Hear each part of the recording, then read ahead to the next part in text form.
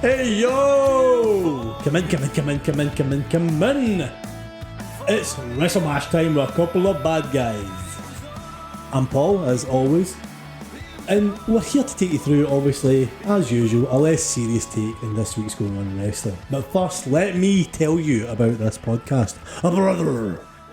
WrestleMash is one of the 3 podcast parts which, when formed together, make the mega powers that is the Midweek Mashed Tattie Sportscast. You can find us on Twitter, TikTok, YouTube, Facebook, Instagram, and on all audio streaming platforms. Liking what you're listening to? Like, share, subscribe, and don't forget to leave us 5 stars, baby! Boom! Killed it, boy! Yes! And speaking of boom, bringing the boom are the mega powers upon this podcast. It is the Wish Viking himself, Macho Mick, and Hulk Harvey brother! Yeah. Yeah, brother. Oh yeah, brother.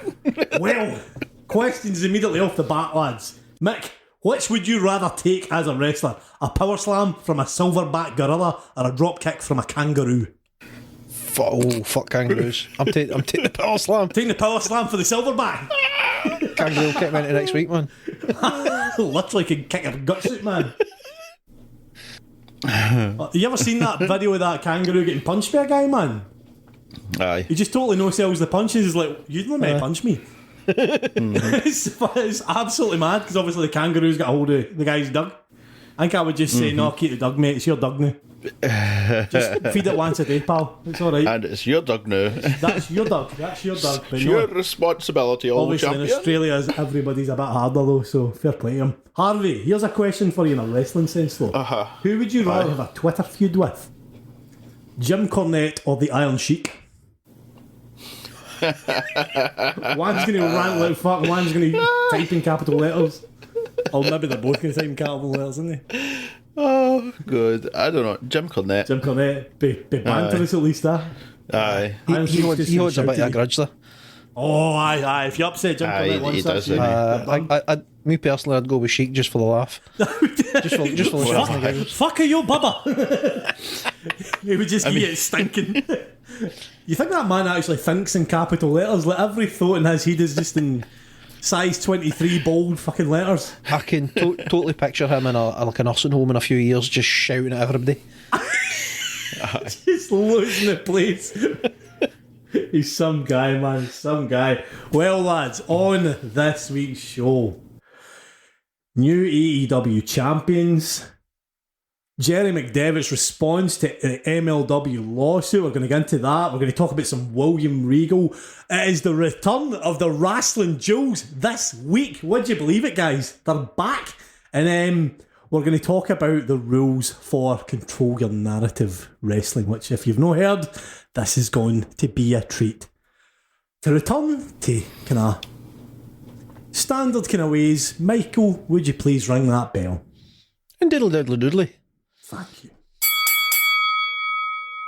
Well, big news this week. First up, obviously the sad news, as you heard with the introduction. Hey yo, Scott Hall was unfortunately passed away. An absolute visionary within the business. Obviously, later in life, kind of maybe substance abuse issues outside of wrestling. Kind of, I think he would be the first to admit he let himself down in certain instances, but inside the ring, inside the business, one of the best ever to do it as Razor Ramon.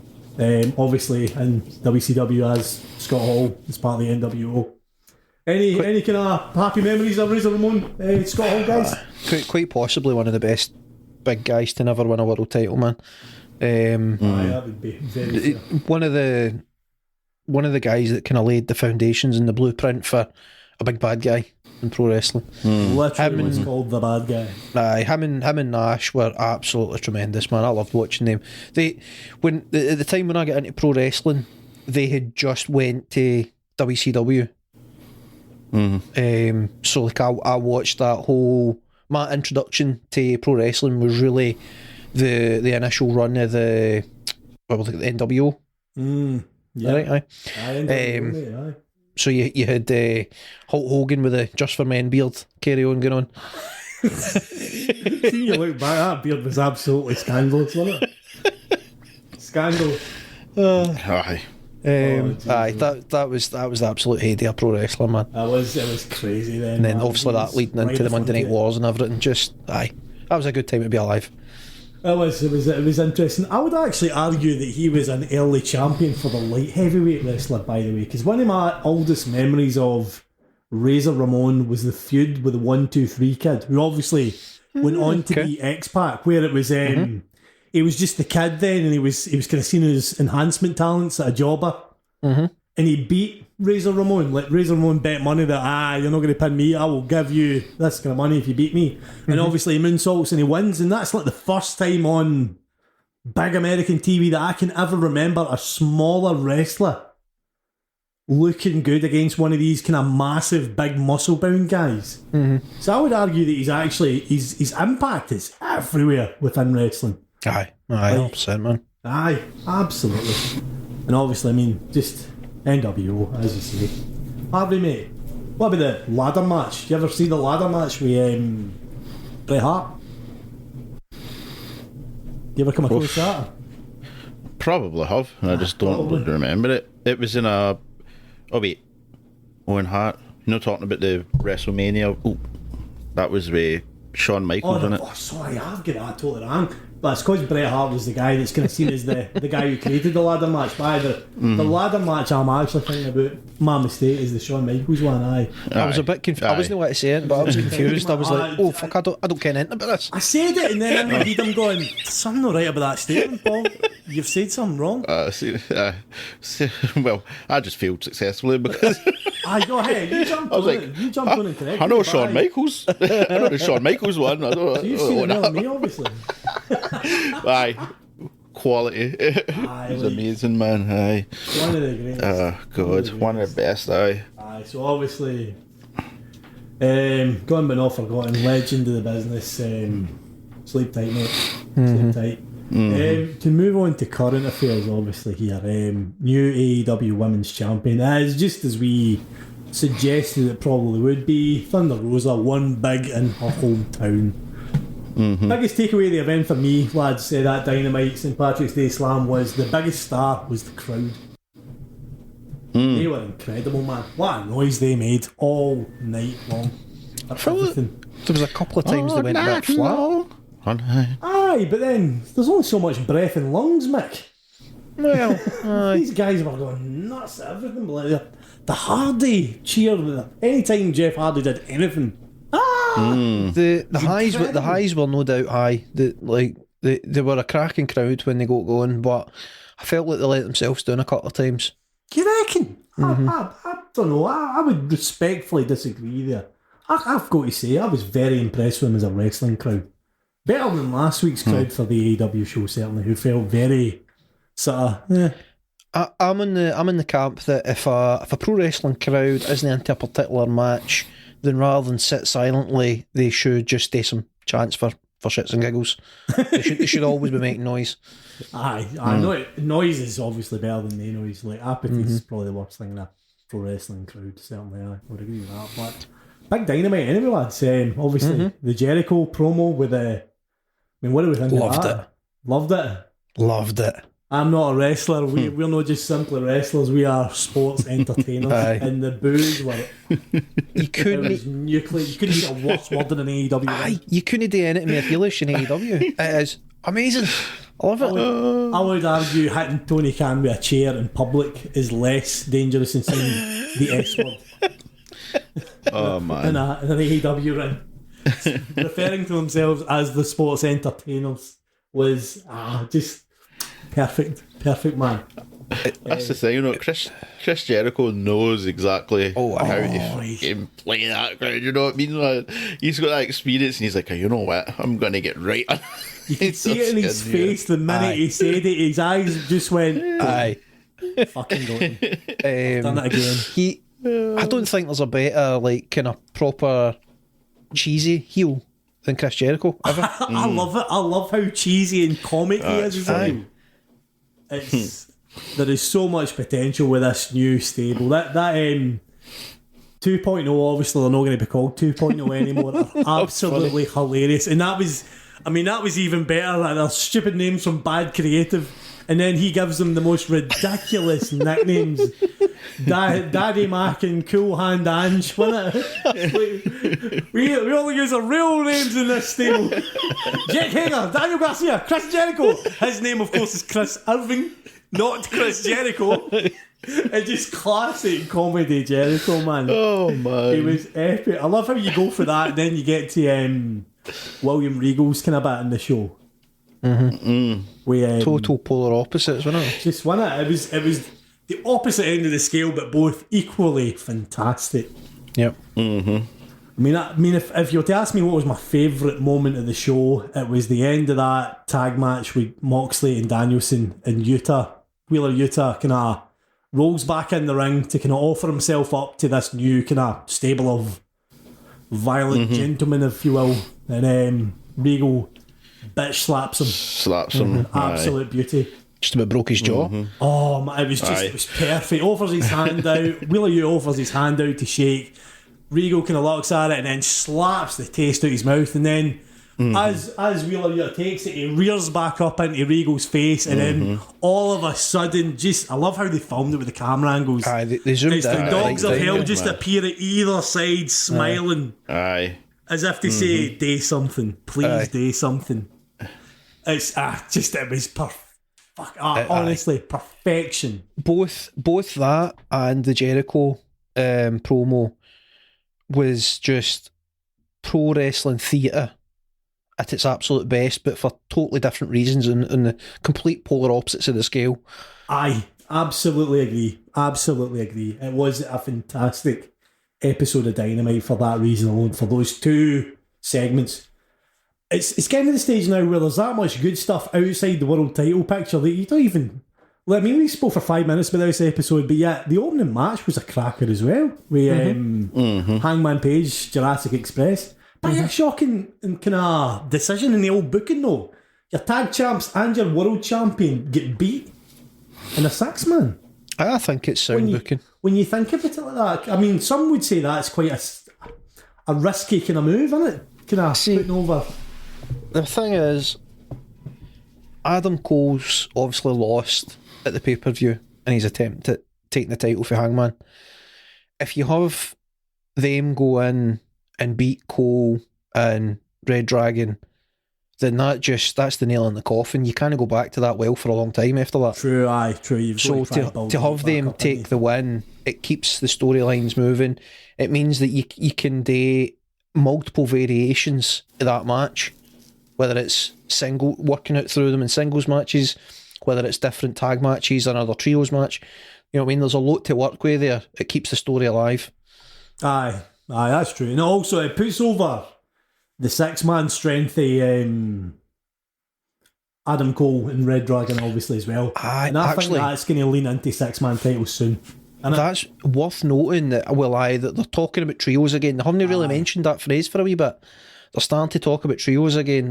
So I think they're moving back towards that. But it is worth noting that adds to the chops Cole and Red Dragon as a 3-man unit. Yeah. Because obviously there's this kind of story that's slowly tickling away in the back burner. The Bucks moving away for Cole and... I suppose Cole and Red Dragon moving away for the Elite, I guess.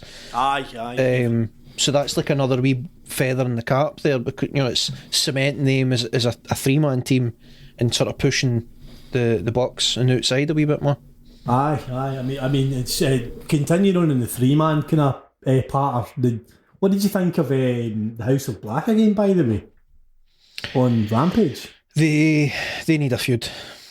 They need a feud, but see as a match, they 3 guys are awesome. I love the finish of that match where it was the double suicide dive and then Murphy hits his kind of twirling finisher on Fuego. It looks fantastic, obviously, because Fuego's such a wee guy, man. But the trio's potential is there. But I would definitely agree that they need to start moving House of Black into something new. It's a spectacle. They are awesome, man. Everything about them.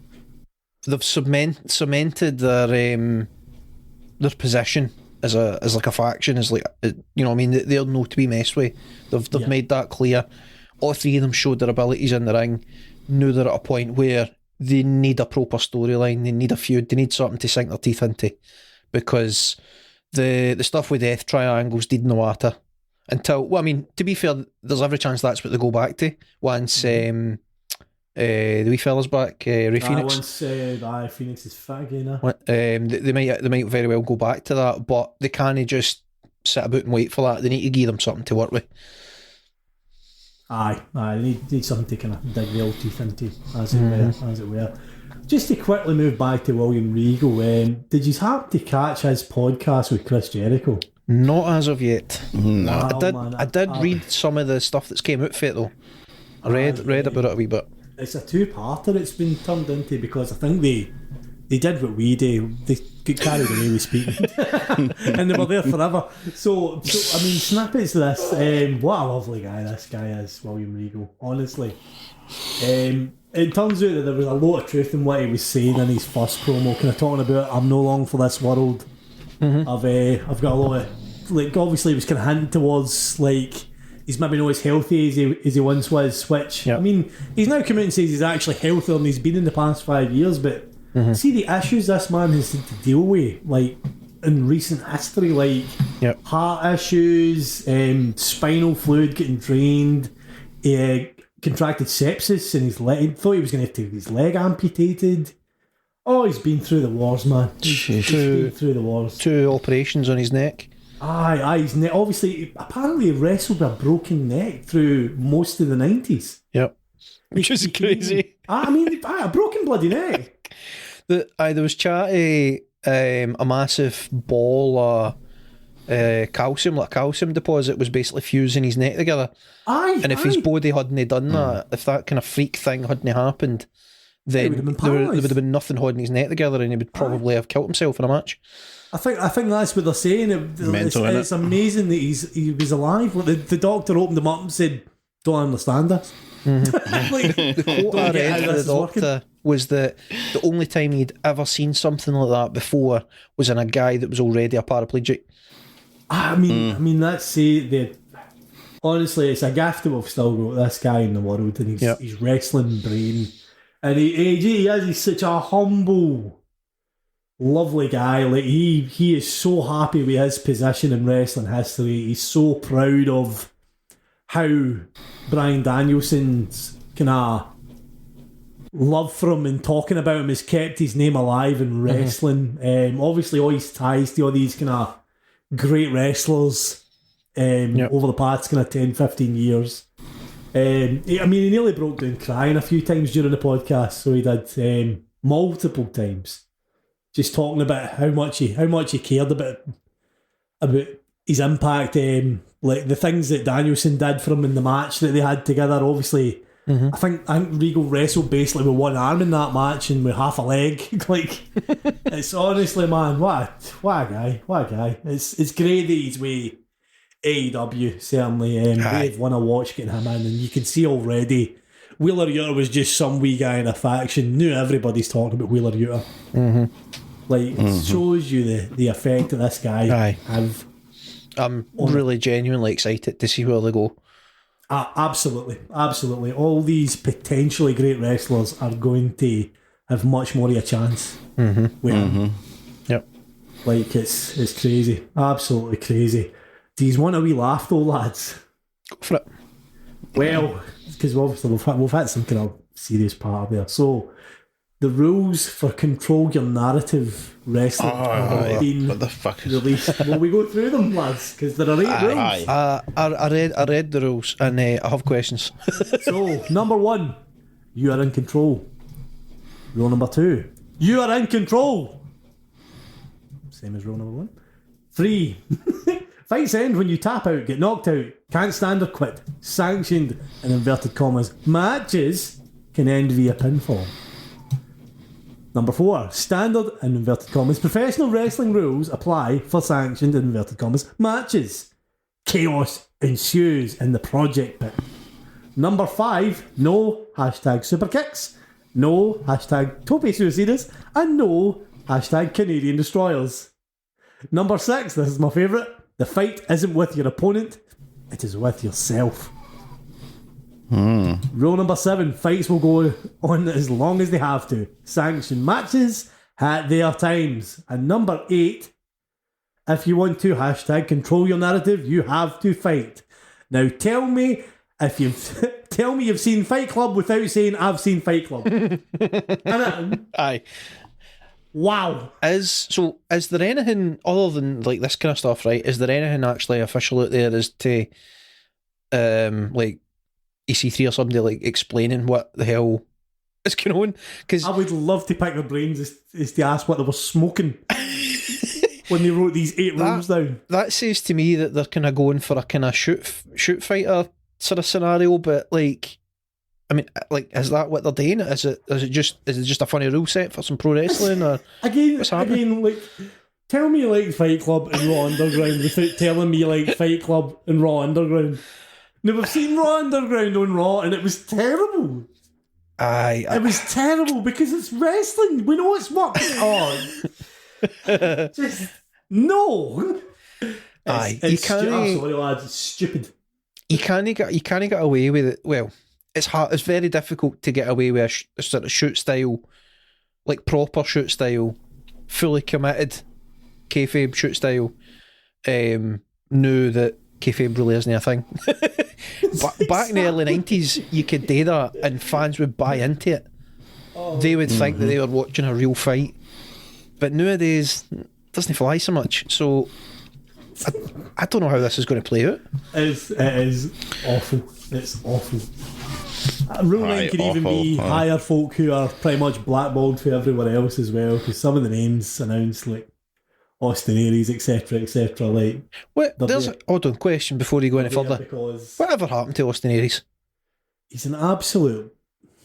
I'm trying not to say it in a nasty way, but he's pretty much impossible to work with. Is the problem, right? Nothing but trouble to work with. Obviously, his last involvement in a big company was with Impact Wrestling, where he obviously didn't agree with losing his Impact World title. So when he took his finish, it took John Morrison in WWE, John's finisher. 1, 2, 3, and up popped Austin Aries to shout at the commentary booth like some sad idiot. So he no-sold a finisher on a pay-per-view. The end of the pay-per-view, he stayed down for the pin and then got up and walked out shouting dogs abuse. So that's can't do that. I mean, exactly. Like, that's the kind of guys they're attracting. Obviously, Braun's one of them. Obviously, EC3's another one. But do we know what their financial backing is? There's been a whole ween of rumours, like whether it's kind of far right sort of people that are involved. Oh. Which, I mean, I don't know if there's much base to that, but it's no sounding as well thought out as it maybe was when they done their wee shows on Fight.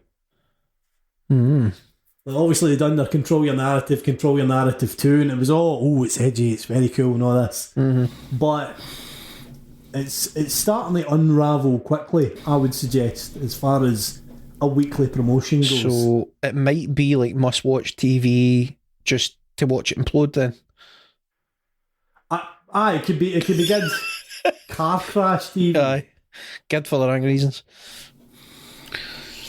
It's a belter. Harvey, thoughts, mate? Aye, exactly. What can I say about it? Absolutely ridiculous. Like, what the Number 1, you are in control. Number 2, you are in control. That's the best part about it. What's the 8th rule? If you want to control your narrative, you have to fight. They might as well have said, if you want to control your narrative, don't talk about your narrative first. Like something really on the nose. First rule of control your narrative is to control your narrative. So part of me to talk about like fight ends when you tap out or get knocked out, can't stand or quit. I mean, well, you tap out, you're quitting, so that's one. Like, you know what I mean? They're going after a very specific crowd when they're giving it the no super kicks, no topes, no Canadian destroyers. Well, there's that too. Like, what's that all about? There's basically saying, sorry, you go first, Mick. I was going to say it's basically anti-indie wrestling. It is, aye. It's like, I saw a YouTube commenter comment, "Don't do moves that we can't physically do." Like, because Braun can't do a super kick, nobody's allowed to do a super kick. Because EC3 can't be trusted to Don't make EC3 or Braun look bad. Aye, basically, aye. I love it. Do you know what? Rule 9, bring baby oil. There was a wee second where I was thinking they might be onto something, right? Because I had watched a Sammy Guevara vlog, right? Right. And there was a video package in it, or at the end of it, or whatever, I don't remember, that involved clips for his match with the Dustin Rhodes. And Dustin hits the Canadian Destroyer off the apron onto a table. And a wee thought went through my head of, do you know, that Canadian Destroyer is so overdone now. It became such a thing in the end. Like, the first time I ever saw him to hit that match, I believe it was, oh crap, what's his name? Young guy on TNA back in the day. Oh, the Canadian fella? Aye. The Canadian guy was doing the Canadian Destroyer. I can't remember his name. No, I didn't even realise how silly that sounded. Pete Williams. Pete Williams. Aye, that's the man. Aye. He was the only guy that I had seen doing it. I'm sure there was other guys on the indies doing it, but you know what I mean? That was my introduction to that move. And then, you know, fast forward a couple of years, everybody, well, not everybody, but a lot of people in the indie scene are hitting that move, and they're not using it as a finisher. It's just part of them, you know what I mean? It's a wee bit overdone in certain circles. Became bastardised, I think, is what it is. It's like the DDT. It's became a transitional move when it used to be. Aye, or the cutter, exactly. Cutter's in the same. So watching that, it went through my head. Like, you know, it's a bit overdone now, man. They need to start backing off that and get some meaning again, because it's a really good move. And then it was like within an hour or two, I came across the article that had listed these rules. So I'm reading the rules and I'm seeing that and I'm thinking, this sounds interesting. But then the more I think about it, the more I'm like, nah, that sounds shite. You're outlawing moves, then you're decreasing your like your kind of pool of what you can do within a pro wrestling match. Like, aye. I don't know. It feels like don't do this because we can't do it. Aye, I like that. Like, it's, I don't know, man. It's off to a dicey start, I would suggest. I mean, how long is it got to last? Like, folk will probably tune in at first and be like, oh, and then after that, it'll be like, nah. Pressure is on for it to have an amazing first kind of few weeks of TV, if it gets to TV. Or people are going to get disinterested very, very quickly. Good luck to them, but don't. You are in control. Oh, Jesus Christ. Oh dear. Hey, I'll tell you what, just to segue into something completely unrelated, lads. I don't know if you saw, but the WWE kind of hotshot lawyer, Jeremy McDevitt, he put out a public response which he gave to Dave Meltzer in regards to the MLW lawsuit, which was as follows. If Tubi breached, then sue Tubi. As to Vice, WWE has no commercial relationship with them, or for that matter, any of the other dozens of content distribution entities with whom MLW could do a deal with if they had a commercially viable product. They put a show on Vice, if memory serves me correctly, after one of the Dark Side shows, and it lost most of the audience. I think I read they got 40,000 viewers. No wonder Vice did no further deal. So what do we think of that, lads? Peek behind the curtain. This is my 5th attempt reading this, so it might take them a wee while to react. Jesus. So kudos for finally making through the wee quote there. Took me a wee while. That sounds like legalese bullshittery to me. You think so? It's heavily dismissing MLW, like. Aye, very much so. It's so obviously the crack was that supposedly what was it? Was it Stephanie McMahon's meant to have went to? I think there was a bit of backstagery, a bit of kind of she meant to have went to Vice and said fuckery. we're by with you unless you drop your contract with them, sort of thing. So for them to turn around and be like, it's almost as if like that. I mean, they're saying, they've got no dealings with Vice or whatever like that. They've got nothing to do with it. But it's almost as if they're alluding to the fact that if we did do that to Vice, there is other companies that they could have approached. And that part I think is true though, Mick. That is true. If they were honestly putting on some good, surely somebody would want to put on their show. Aye.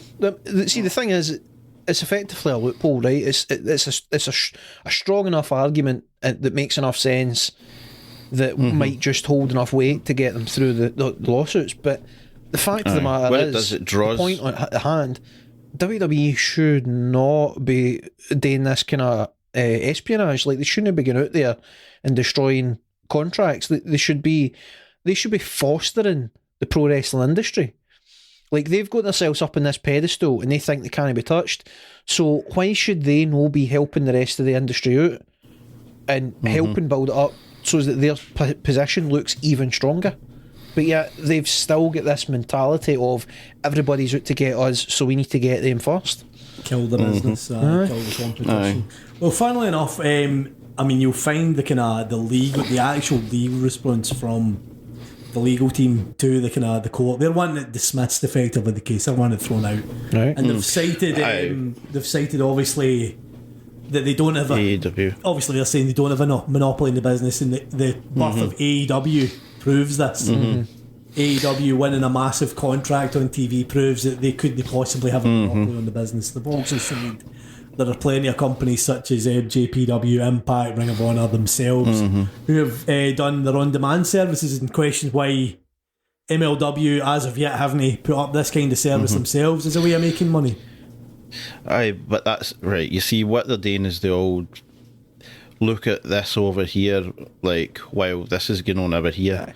They're trying to draw your attention. Misdirection. They're trying to draw your attention there by saying, oh, this, and this. But the fact of the matter is, yes, maybe they could have done that, or they can do it. But the fact is, they've tried to get a deal with these people, and then you've came and you've hijacked that deal. You've went in there and you've told people, if that goes through, then this and that will happen. So, essentially, they've blackmailed some, like, you know what I mean? Aye. Whoever the TV company. So it's on MLW to prove that though. That's the thing. That's the thing. They have to prove it. They have to prove it. But it's just right now WWE a bunch can of prove that they shenanigans. haven't got a monopoly because of the success of AEW. Question. That's the problem. Question for the two of these. Yep. So a big part of their argument is, look, AEW is a thing. That means we don't have a monopoly, right? Do you think that the fact that it took until a fucking billionaire or whatever he is, and Tony Khan, decided to back some wrestlers who had a big enough name to make it work, it took until that for a promotion to rise? Does that not just, to me that speaks more of a monopoly than anything else, because this isn't a company like Ring of Honor or something like that that's been able to grow their audience and become a rival. The only reason that they are there and where they are is because of the financial backing of Tony Khan. Exactly. And that's also true. It's taken somebody. The Khan family have a personal wealth that dwarfs the McMahon family. Right? That's what it took to give birth to another wrestling promotion. So exactly. There's many ways to look at it, lads, isn't there? Aye. Well, going back to what you're saying, Mick, what I think it does, it shows you that was a monopoly, and it took somebody with an extreme amount of wealth to just get a couple of wrestlers who have been ticked off by the WWE, put them in a show, and then just let it all, like, you know what I mean? Just back them financially to create what it is today. So it shows you that it was a monopoly. Without that, there was no inroads to do that without having extreme wealth. I think if they were clever MLW, they could cite the British wrestling scene as an example of what WWE do in order to cannibalise a market, which is what they did over there. The British wrestling scene is, there's a lot of boys get permanent jobs now through WWE, NXT UK, but in turn they now can't work in the many indie promotions that were in the UK. There were thriving and doing very well. They obviously bought a couple of them as well. So I mean, it's. I mean, I'm sure we will revisit this topic again and again because I don't think this is the last yet. No. Will it be thrown out? Who knows, man? I'm no lawyer, mate. I ain't no lawyer, but I mean, for fun's sake, I hope it continues. I could laugh to watch a big company sweat. It'll probably get thrown out because the thing is with America, see, once you have you're in like Vince McMahon, and he knows a lot of people. Aye. He's going to have somebody who's connected to a judge, and a judge who knows that judge is very good friends with that judge, and that judge will just be like, all right, fuck it, do a favour for my pal here and then take it off. There's enough there that I can just get it thrown out without having any eyes. It's definitely true that when you're like, very rich and successful that you maybe don't apply the same rules, certainly. There's definite evidence of that in the past. But anyway, lads, we'll move on to a wee hot take for me. No. Here we go. It's bloody hosted. Right, here's one to upset Michael. I know it will. So I'm just prefacing it with that right now. Okay, you ready for this, Michael? Paige Van Zandt is a potentially better fit in pro wrestling over the long term than Ronda Rousey. Change my mind. Alright, okay, you started out, you had me worried, but no, I'd agree with that. Worried? No way! Aye, no, like Ronda Rousey, she's not got the personality for it. She's got the backstory. She's got the backstory, she's got the physical gifts, but she's just not got the mentality or the personality for it. Paige Van Zandt has personality, all of the above, basically. But however, I don't like her voice annoys me. I don't like her on the mic. I don't think she sounds like a bitch. That's brilliant. That's like skill. Nah. She's perfection. That's what I was going to say about her projection of her voice in the promo. It's a bitchy heel. It's perfect. Like, I love it. I love it. I think she will get tiresome very quickly. I think she'll be an interesting heel for a storyline, and then that'll be enough. Name here. I could be wrong.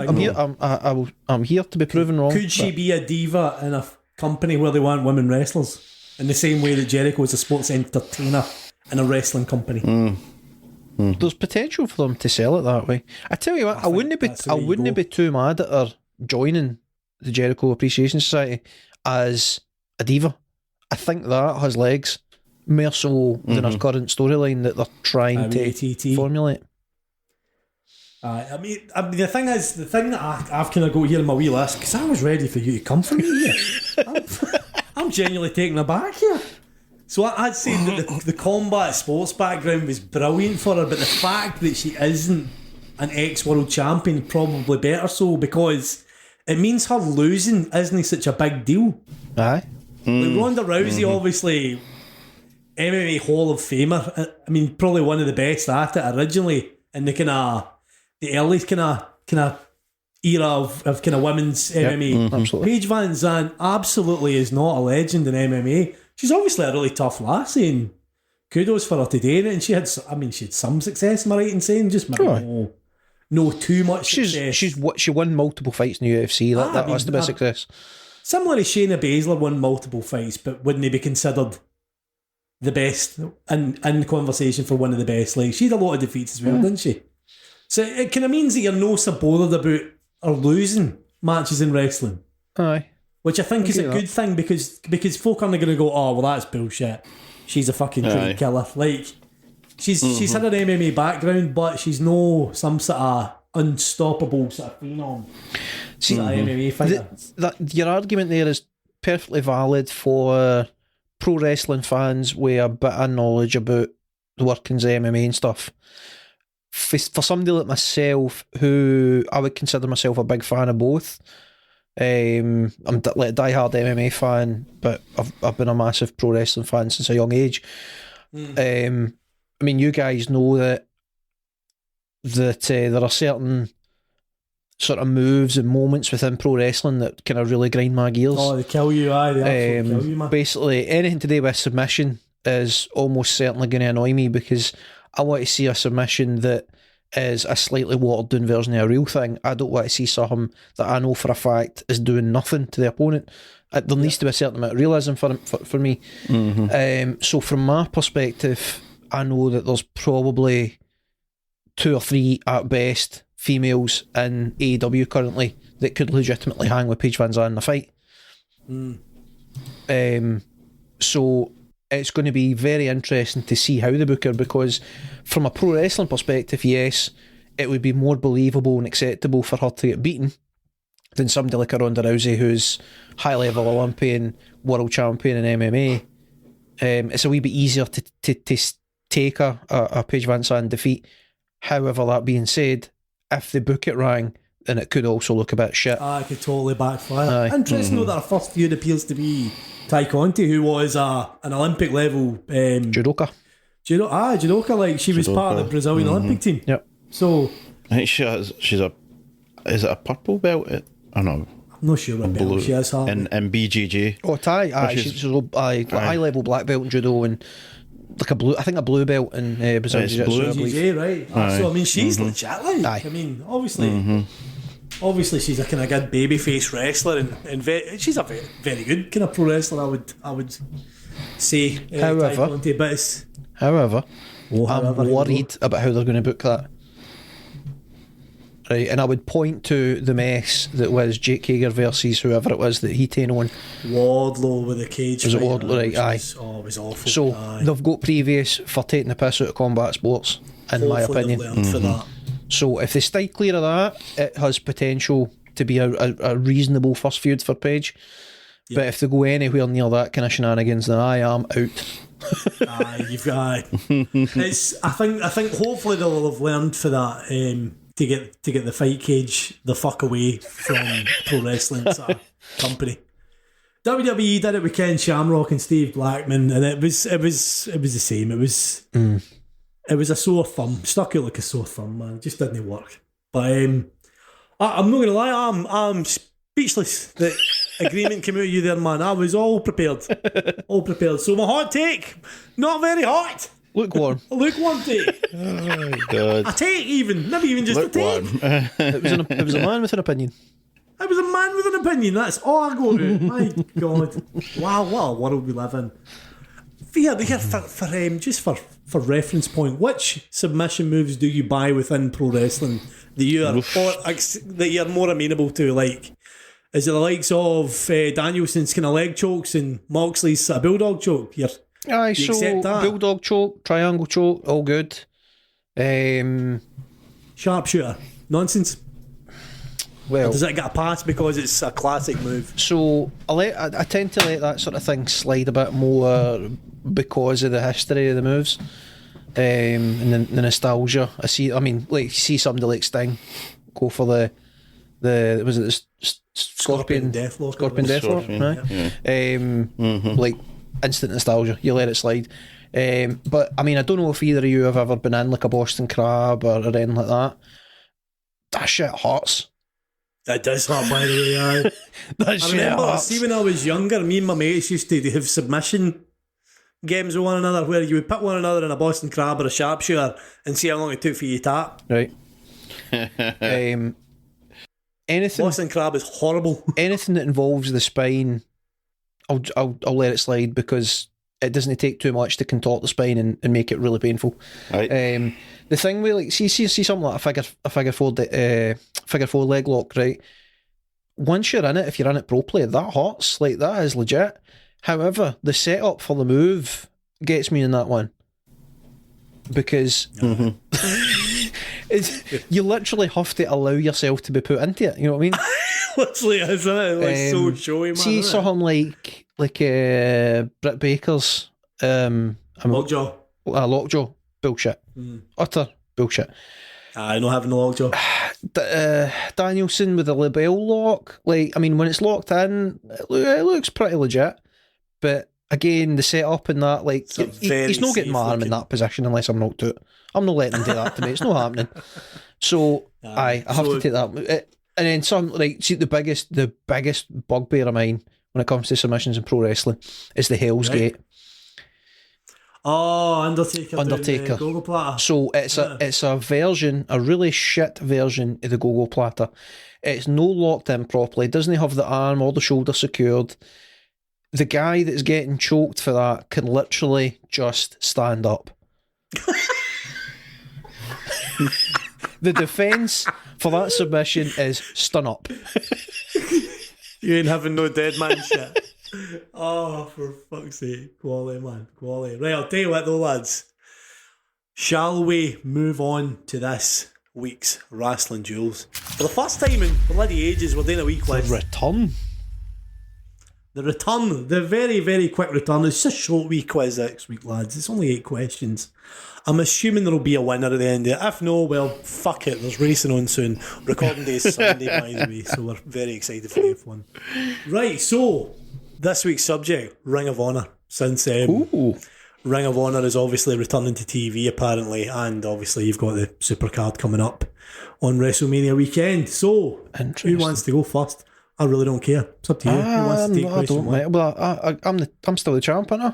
Am I? You're still the champ. I suppose you better take question. I've got to say, my Ring of Honor knowledge is patchy at best. I've went through some serious phases with it, so depending on the questions, I'm either going to know them or I'm just not going to know them. Aye. Well, I think that's going to be the case for some of these. There, some very easy, some very tough. So here we go. First question, Michael. How many active belts are there within Ring of Honor? 6, 7 or 8? So 8 separate championships, 7 or 6 separate championships. As of right now, currently. So different divisions. How many? What's my options? 6, 7 or 8. I like how you're making it hard. Hard and easy. It's multiple choice. It's easy. What do we think? I'm gonna go for 6. Oh, he's nailed it. Yes, Michael, there is indeed 6 separate championships. The world title, the women's, the pure wrestling TV title, the tag, and the 6-man tag. Harvey Smith. Current Ring of Honor champ. Who are all these names? Name me a current Ring of Honor world champ. So I'm going to give you a list of names. You tell me one of them that's a champ. So here we go. Ready? Rush, Jonathan Gresham, Bandito, Darby Allin, PCO, Mike Bennett. What one of them is a Ring of Honor world champion? Who is? So I've just listed about 5 wrestlers. 2 of them could be world champions, by the way, I should also say. Shoot me the names again. So, Rush, Jonathan Gresham, Bandito, Darby Allin, Mike Bennett. Which one of them are a Ring of Honor world champion? You only need to name one. Gresham? Correct, my man. Jonathan Gresham is a current Ring of Honor world champion. Obviously, at the pay-per-view, it's going to be a unification bout between him and Bandito. Because Jonathan Gresham won it against Jay Lethal in their final show that they had before the hiatus. It was meant to be Bandito that he was against, but because of COVID, Bandito missed it.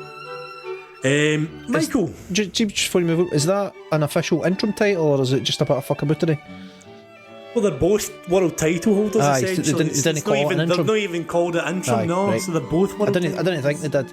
Because that was one of the things with the Sammy Guevara thing. I was like, I can't, even with that scenario that was played out in Ring of Honor, can't think of an actual interim title ever.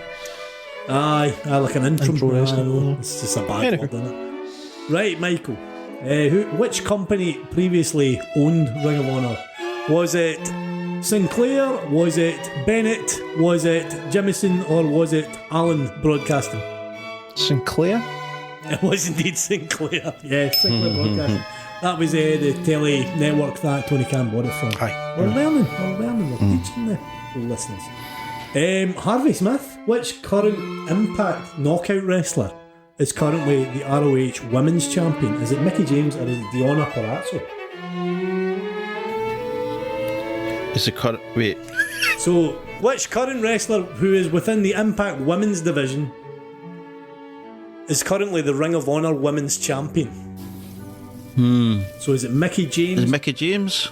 It is not, my man. It is Deonna Purrazzo, who currently holds the Ring of Honor Women's title. It's going to be interesting because the relationship between AEW and Impact has kind of ended, so they're going to need to come to some sort of agreement to get her involved with the Ring of Honor match, whether that's just to take the title off or whatever. Who's the one that's just signed with WWE? Roxy, so that was who Deonna So she's taking it Purrazzo won. Right. Aye, she won the title off of Roxy. So that's why Deonna Purrazzo currently holds it. And obviously that was to move it off of her because she's away to WWE now. So she is going to be some talent, by the way, if WWE look after her right. Big F. That's a fantastic young wrestler.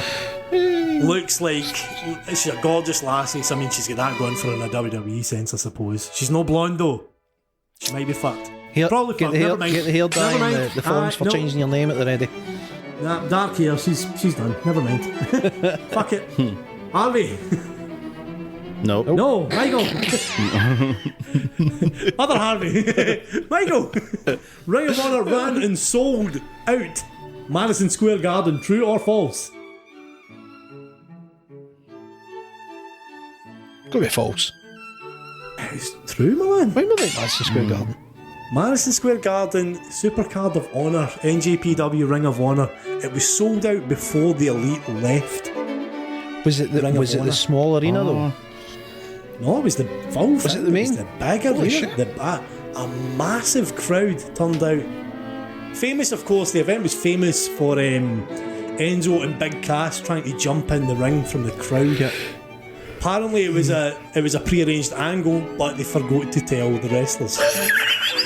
So the Briscoes tried to physically kick the shite out of Enzo and Cass, as did Billy Ray, because they weren't told. Wild, honestly, looking at YouTube, man, it was an absolute fiasco. So Harvey, actual real Harvey this time. Name one of the wrestlers involved in the first ever Ring of Honor main event. So there's no multiple choice here. Just tell me one wrestler that was involved in the three-way, which was the first main event of a Ring of Honor show. Have no fucking Can I steal idea. a point? You know, steal a point because you'll be one up anyway. But tell me one, Michael, because I don't know. Danielson? Can you tell me another?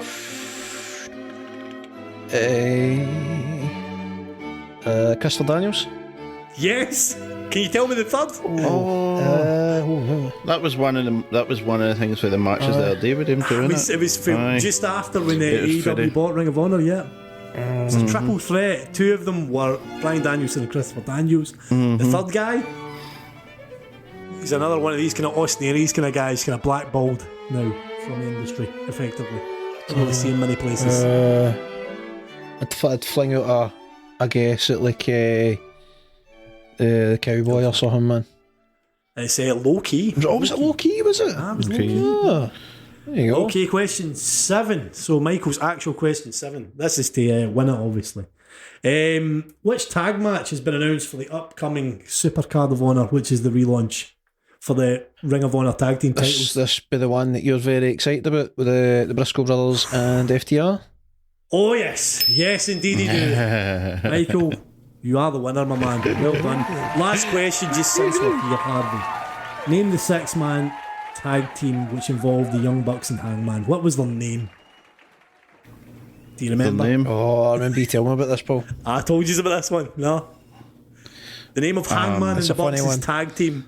It's a The good Hung one. Bucks. Yes, The nailed it Hung anyway. Bucks, right? The Young Bucks and Hangman and Ring of Honor were known as the Hung Bucks when they held the 6-man belts. Fantastic tag name. Well, lads, I mean, obviously, Michael, winner again. It's came back out of nowhere. You've come back with a win. Love it, man. The champ is here. The champ is here. Oh, dear lads. Well, I think to rush us out here for a quick finish, man. TV time's just about running out, as they say in the biz. Anything to add quickly before we go? Buy or sell, will the Briscoes ever be fully in AEW? The Briscoe brothers? No, they won't. They won't, unfortunately. There's been a little bit of that last week. Yep. There, the Briscoes trying to publicly apologise again for old kind of historical tweets where there have been tweets sent that are very homophobic. Did you see? Did you see the report? Did you see what he said?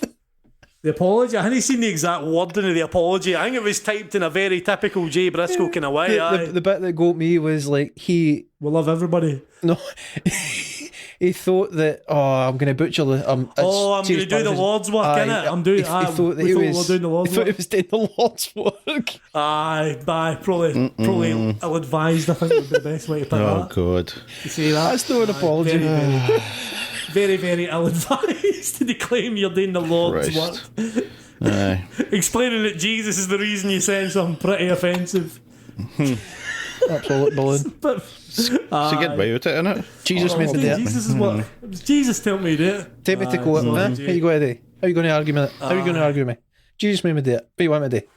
You wonder if that hurts their place in Ring of Honor as well, potentially, because now they're owned by AEW, which AEW, if so, I think everybody in the world's in bother if we look at historical tweets. I don't think anybody's in TV anymore. There has to be a line, but the problem is it's a very, very hard line to. It's very hard to pinpoint where that line needs to be. Exactly. God knows how you judge it, lads. Like minefield. It's a minefield. But that being said, that supercard with they two having a match with FTR looks amazing. Hells to the year, man. That's a good card. Spectacular. Next weekend? No, the weekend or 2 weeks. 2 weeks. Same weekend as WrestleMania weekend. Aye. So WrestleMania 2 weeks for weekend, us. So a week and a half by the time you hear this, potentially. Aye. It's a Friday night, it's on. But anyway, lads, we better get ourselves out of here, man. While we are pro wrestling fans, we are also F1 fans, and on recording day is GP day, so we are going to meow out of here. Obviously, if you want to check us out on social media and that, we love it. We've had a lot of lovely responses this week. I will actually go into a Keith Lee poll next week, by the way, that I've left simmer on my lovely wee group there, the All Elite Wrestling group UK. But we'll get into that this week. Obviously, we are out of time. Thank you and goodbye. Bye, driver. Love you, bye. Bye bye.